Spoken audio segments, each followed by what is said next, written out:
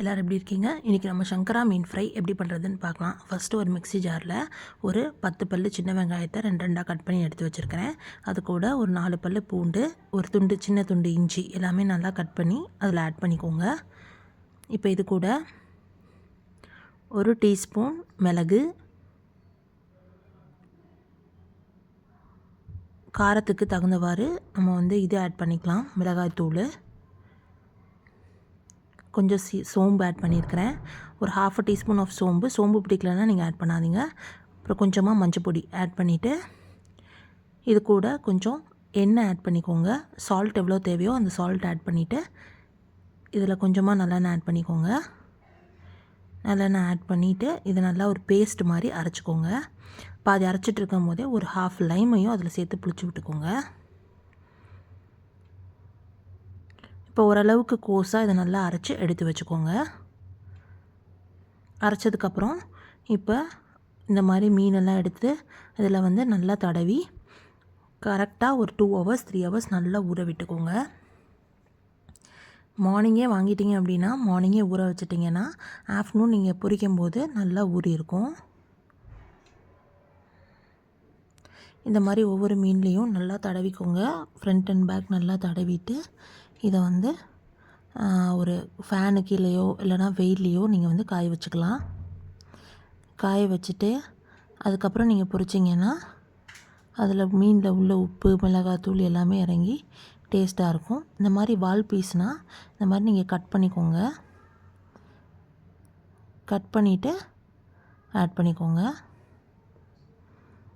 வால் பீஸில் கட் பண்ணிவிட்டு ஆட் பண்ணிங்கன்னா தான் உங்களுக்கு மசாலா உள்ளே இறங்கும். மித்த பீஸ்லாம் அப்படியே மேலே மேலே ஆட் பண்ணிக்கலாம். ஆக்சுவலாக சங்கரா ஃபிஷ் நம்ம முழு மீனாகவும் பொரிக்கலாம். நான் ஏற்கனவே வெட்டி வாங்கிட்டேன். அதனால் இந்த மாதிரி பீஸாக வெட்டி மசாலாலாம் இப்போ நல்லா எல்லா பக்கமும் தேய்ச்சாச்சு. இதை நல்லா ஊற விட்டுருங்க. நல்லா ஊறணும். ஒரு 2 hours நல்லா ஊறினதுக்கப்புறமா தோசைக்கல்லில் கொஞ்சமாக நல்லெண்ணெய் ஆட் பண்ணியிருக்கிறேன். எண்ணெயை எல்லா பக்கமும் நல்லா ஸ்ப்ரெட் பண்ணி விட்டுட்டு இப்போ நம்ம பீசஸை எடுத்து வச்சிடலாம்.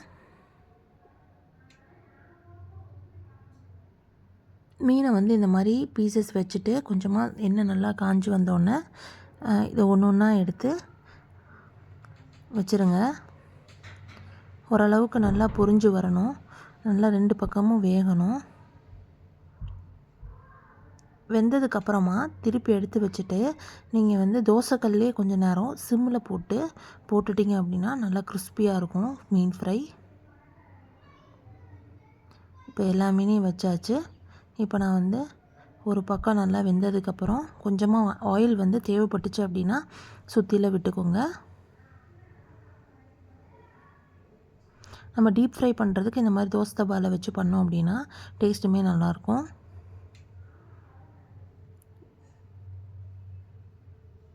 மசாலா அதில் திருப்பி இருந்துச்சுன்னா நம்ம கொஞ்சம் திருப்பி விட அது ஒட்ட ஆரம்பிச்சிரும். ஒரு பக்கம் நல்லா பொரிஞ்சதுக்கப்புறமா இன்னொரு பக்கம் திருப்பி போட்டுக்கோங்க.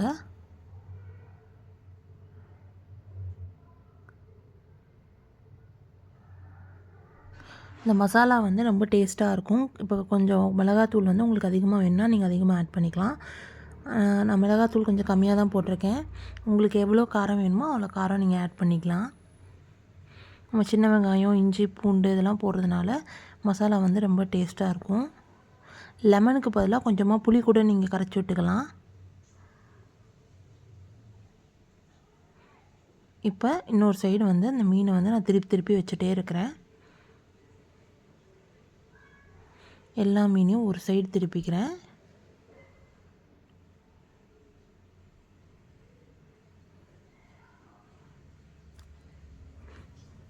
இந்த சைடு நல்லா வெந்துட்டும். இப்போ ரிமைனிங் மசாலா ஏதாவது இருந்துச்சுன்னா அதை இந்த திருப்பி போட்ட சைடும் நம்ம ஆட் பண்ணிக்கலாம்.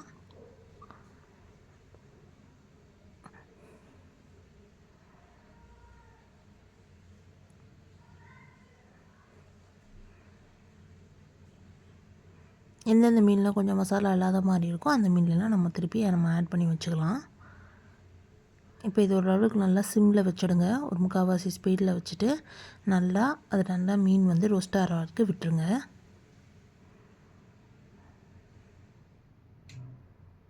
இப்போ ஒரு பக்கம் மசாலா தடவி இருக்கிறோம், இன்னொரு பக்கம் அது இதில் இருக்கிறதுனால திருப்பி போட்டுக்கோங்க. இப்போ இன்னொரு சைடு திருப்பி போட்டுருங்க.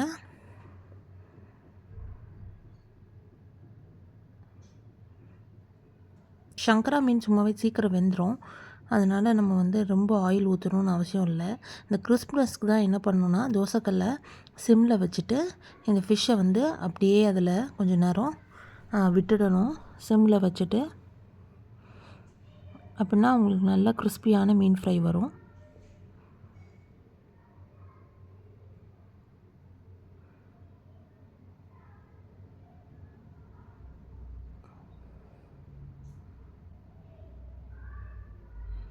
பார்த்தீங்களா, ஓரளவுக்கு நல்லா கிறிஸ்பாக ரெடி ஆகிடுச்சு.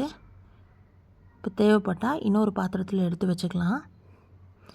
எடுத்து வச்சுட்டு அதுக்கப்புறம் நம்ம வந்து திருப்பி ரீஹீட் பண்ணும்போது என்ன பண்ணணுன்னா, இது எல்லாத்தையுமே எடுத்து ஒரு பாத்திரத்தில் வச்சுட்டு எல்லா மீனையும் நீங்கள் போட்டதுக்கப்புறமா மொத்தமாக தோசைக்கல்லில் லேசாக எண்ணெய் விட்டுட்டு கொஞ்சம் நேரம் அப்படியே விட்டுடலாம். அப்படின்னா நல்லா மீன் வந்து எப்போயுமே கிறிஸ்பியாகவே இருக்கும். சாப்பிடும்போது நல்லா டேஸ்ட்டாக இருக்கும். நீங்கள் சாப்பிடும்போது கூட எல்லா மீனையும் தவாவில் போட்டு நல்லா வந்து வச்சிட்டோம் அப்படின்னா ஃபிஷ் ஃப்ரை ரெடி. நான் போடுற ரெசிபீஸ்லாம் பிடிச்சிருந்தா உங்களுக்கு என் சேனலை சப்ஸ்கிரைப் பண்ணுங்கள். தேங்க்ஸ் ஃபார் வாட்சிங்.